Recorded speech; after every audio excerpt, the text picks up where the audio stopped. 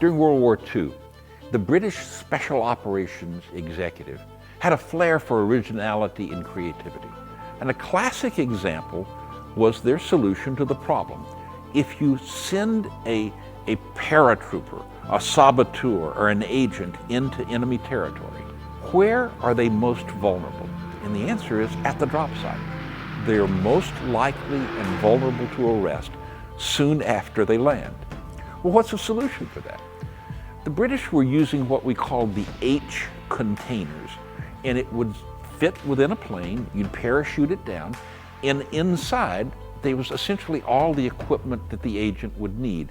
And they said, well, let's design a form of portable transportation that would fit within this canister.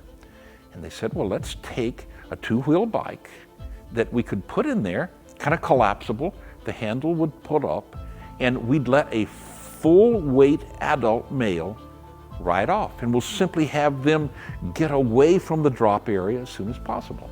And they went to the Excelsior Motor Company in Birmingham, and they created the Welbike. Any of the British SOE equipment that has the prefix Well means that it was produced at the secret facility at Welland Garden, and they successfully developed the Welbike. Now, in concept, it was much better than in practice, because post-war, the United Kingdom was desperate for transportation. They had diverted all of their resources to military production.